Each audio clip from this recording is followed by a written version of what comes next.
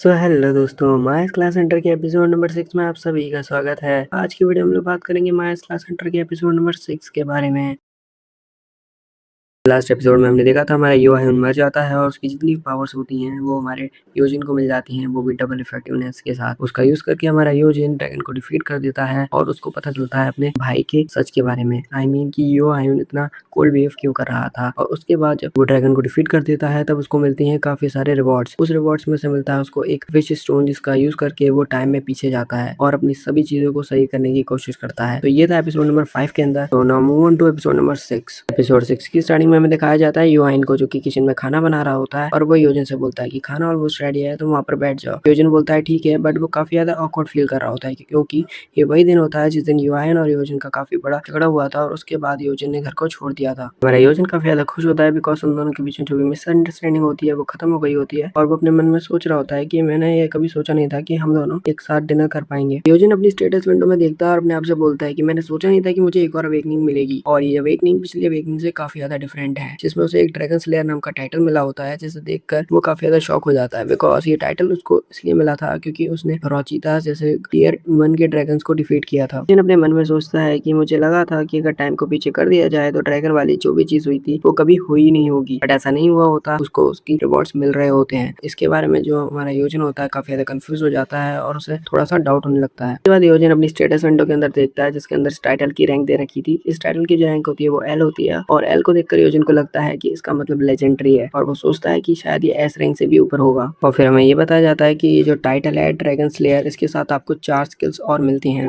जिसे देखकर हमारा योजन काफी ज्यादा शॉक हो जाता है। फिर वो अपने मन में बोलता है एल ग्रेट रेजिस्टेंस, मैंने इस चीज को पहले कभी भी नहीं देखा। क्या इसका मतलब ये है कि जो भी पॉइजन या फिर कर्स जो लेजेंडरी ग्रेड से नीचे हैं मैं उनको रेजिस्ट कर सकता हूँ। इन सभी बातों को सोच सोच कर हमारा योजन काफी ज्यादा खुश होता है और अपने मन में बोल रहा होता है कि अगर मैं रोचिता या फिर उनके जैसे और किसी ड्रैगन से फाइट करूँ तो जो मेरी पावर है वो डबल हो जाएगी इस बार। सभी बातों को सोच सोच कर हमारा योजन और ज्यादा खुश हो रहा होता है और अपने आप से बोल रहा होता है कि ये वो चीज हो सकती है जिसमें हीरो टाइम में पीछे आकर सबसे ज्यादा ताकतवर बन जाता है। सब कुछ सोचते सोचते हमारा योजन अपनी दुनिया में खो जाता है, जिधर एक ड्रैगन हमारे योहान और उसके टीममेट पर अटैक करता है। योहान भी बोलता है कि जो ड्रैगन है वो काफी ज्यादा स्ट्रॉन्ग है और जो उसका टीममेट है वो भी काफी ज्यादा डरा हुआ होता है और वो बोलता है अगर हम लोगों ने कुछ भी नहीं किया तो इस ड्रैगन का जो पॉइजन है वो हमें मेल्ट कर देगा। तो वो ड्रैगन वो योहान और उसके टीममेट पर अटैक कर देता है, बट योजन सही समय पहुंच जाता है और योहान उसको देखकर काफी ज्यादा शॉक होता है। वो फिर हमारा योजन बोलता है कि छोटे भाई क्या तुम कोई पॉइजन के बारे में बात कर रहे थे, वो पॉइजन तो केवल मेरे लिए एक शावर जैसा है। और ये सब कुछ बोलकर योजन काफी ज्यादा फ्लेक्स कर रहा होता है और तभी हमारा योहान बोलता है कि योजन तुम कमाल हो, तुम ही हीरो हो। हमारा ड्रैगन होता है वो भी हमारे योजन से बोलता है हाँ योजन तुम कमाल के हो। और उसके बाद हमारा योजन अपने मन में सोचता है कि यहीं से शुरुआत होगी the tale of the legendary dragon slayer योजन हान। और टू बी ऑनेस्ट इसकी जो हवागिरी देखकर मुझे केवल एक ही चीज यहाँ पर याद आ रही है। सब कुछ सोचते सोचते हमारा जो योजन होता है वो अपनी स्टेटस विंडो को चेक करता है, जिधर उसे अपनी रैंक एफ देखने को मिलती है।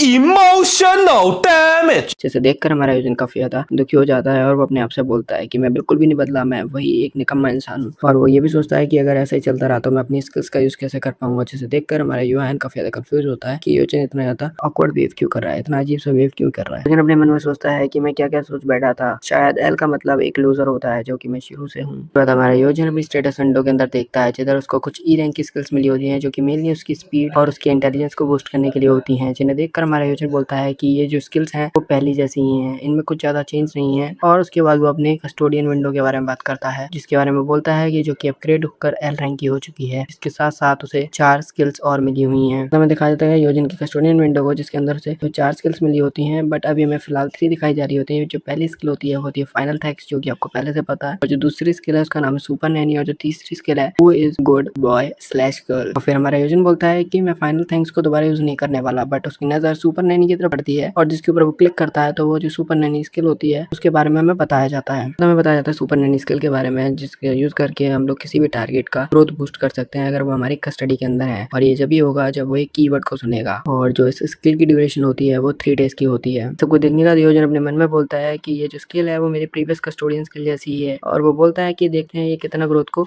बूस्ट करने वाली है। इसके बाद वो चिल्लाकर बोलता है और उसके बाद हमारा योजन चिल्लाकर बोलता है क्या डबल। और ये सब कुछ सुनकर हमारा युआन काफ़ी ज़्यादा शॉक होता है, वो हमारे योजिन की तरफ मुड़ के देखता है बट कुछ बोलता नहीं है। बाद हमें योजिन के मन की बात बताई जाती है कि वो इतनी तेज क्यों चिल्लाया था, क्योंकि उसने अपनी तीसरी स्किल को देखा था जिसका नाम है who is good a girl, जिसका यूज़ करके जो हमारा युआन है वो डबल रेट से ग्रो कर सकता है एज़ कम्पेयर टू और दूसरे हंटर के, अगर वो अपनी इस स्किल का भी यूज़ करता है तो। हमें योजिन की थर्ड स्किल को एक्सप्लेन किया जाता है, जिसमें हमें बताया जाता है उसकी एक्टिवेशन कंडीशन के बारे में। अगर हमारा योजिन हमारे युआन को जो कि उसकी कस्टडी के अंदर उसे चीयर करेगा in front of 5 intelligent people जो उसके कीवर्ड को समझने के काबिल हो, तो जो उसका इफेक्ट होगा वो ये होगा, जो हमारा टारगेट है युआन उसकी जो ग्रोथ रेट होगी वो बूस्ट होगी और उसकी जो स्किल होंगी उतनी ही परसेंटेज से बढ़ेंगी जितने उधर मेंबर प्रेजेंट होंगे। अगर उधर 100 इंटेलिजेंट पीपल प्रेजेंट है तो वो 100% से बूस्ट करेगी, जो कि काफी ज्यादा ब्रोकन स्किल है। तो योजिन अपने मन में सोचता है कि अगर मैंने युआन को 50 लोगों के सामने चीयर किया तो जो उसकी परसेंटेज बूस्ट होगी वो 50% होगी। अगर मैंने उसको 100 लोगों के सामने चीयर किया तो उसकी जो ग्रोथ होगी वो डबल हो जाएगी। इस स्किल का यूज करके मैं कुछ ही समय में युआन को पूरी दुनिया का सबसे ताकतवर हंटर बना सकता हूँ, और न केवल युआन को और उसकी किल के ऊपर भी मैं इस स्किल को कास्ट कर सकता हूँ। जब हमारा जो योजन होता है वो अपनी दुनिया में फिर से खो जाता है, जिधर कुछ लोग हमारी जो हायन गिल्ड होती है उसको चीयर कर रहे होते हैं, उनके बारे में बात कर रहे होते हैं। लोग कह रहे होते हैं कि जो हायन है वो पहले से काफी ज्यादा ताकतवर हो चुकी है और ये कुछ ही सालों के अंदर दुनिया की सबसे ताकतवर गिल्ड बन चुकी है। इन सभी चीजों का जो क्रेडिट है वो हमारा योजिन ले लेगा। तो भी ऑनेस्ट इस चैप्टर को पढ़ने के बाद मुझे ऐसा क्यों लग रहा है कि जो हमारा योजिन है वो कुछ सीक्रेट मीटिंग कर रहा है हमारे लॉयड फ्रंटेरा के साथ। योजिन बोलता है कि अगर मैंने ऐसा कर दिया तो मैं पूरी जिंदगी के लिए सेट हूँ, मुझे फिर कोई भी काम नहीं करना पड़ेगा। तभी उसकी स्टेटस विंडो के अंदर जो उसका कीवर्ड होता है वो हमें बताया जाता है। जो उसका कीवर्ड होता है वो होता है आई लव यू, जिसे देखकर हमारा योजिन काफी ज्यादा परेशान हो जाता है और वो बोलता है किस तरीके का कीवर्ड है, और फिर वो अपने सिर को टेबल पे मारने लगता है, जिसे देखकर हमारा युआन काफी ज्यादा कंफ्यूज होता है और वो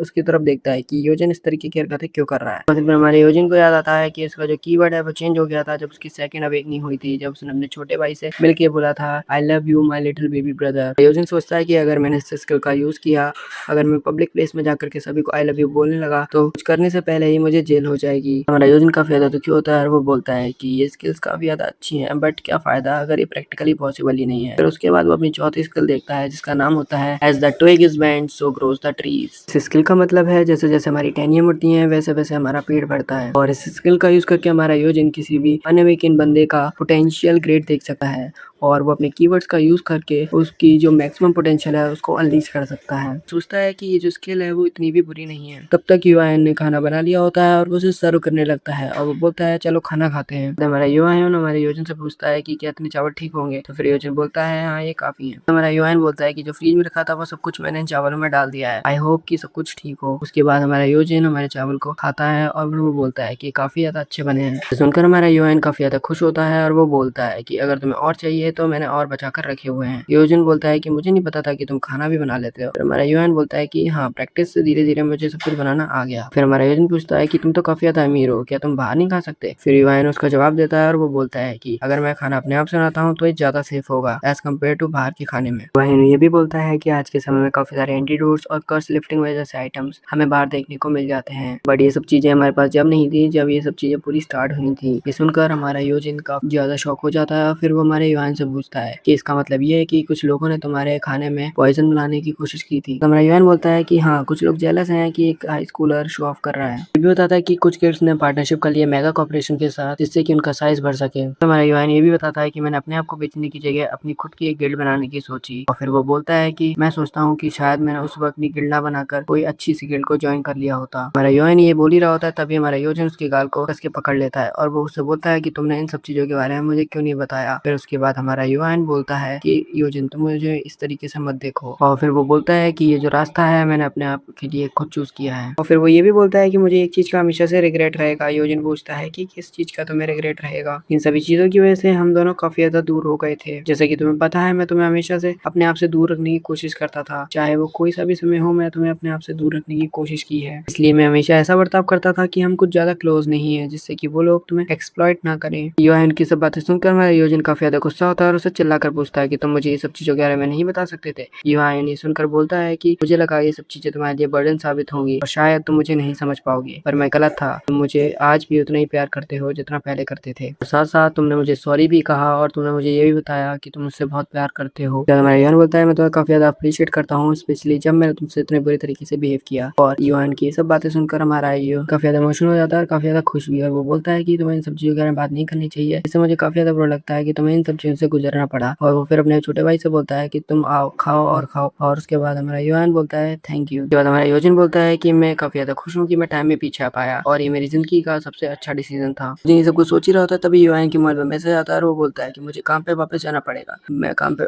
जाऊँ उससे पहले तुम्हें उस ब्रोकर का जो कॉन्टेक्ट है उसे डिलीट करना पड़ेगा। वैसे भी अब वो फोन नहीं उठाने वाला है। और योजिन बोलता है कि ओके, मैं इसे डिलीट कर दूंगा। और योजिन अपने मन में सोच रहा होता है कि इसका मतलब ये है कि मैं इन सब चीजों से छुटकारा पा लिया हूँ। और उसके बाद हमारा योहान जाने लगता है और वो बोलता है योजिन से फिर मिलते हैं। हमारा योजिन बोलता है अपना ख्याल रखना और वो बोलता है कि मैं जाने से पहले इधर सबको साफ कर दूंगा। फिर हमारा योहान बोलता है कि क्या मतलब तुम यहाँ से जाने वाले हो। फिर योजिन होता है कि क्या। फिर हमारा योहान बोलता है कि तुम कहीं नहीं जाने वाले, तुम इधर ही रहोगे और तुम घर से बाहर बिल्कुल भी नहीं निकलोगे। और ये सुनकर हमारा जो योजिन होता है वो शॉक हो जाता है और वो इसका मतलब क्या है। हमारा एपिसोड नंबर 6 होता है खत्म। टू बी ऑनेस्ट ये काफी ज्यादा अच्छा चैप्टर था और ये काफी ज्यादा फनी भी था। मैं मिलता हूँ आपको एपिसोड नंबर 7 के अंदर। Take care, love you all और वीडियो को लाइक, चैनल को सब्सक्राइब जरूर कर देना नेक्स्ट पार्ट के लिए।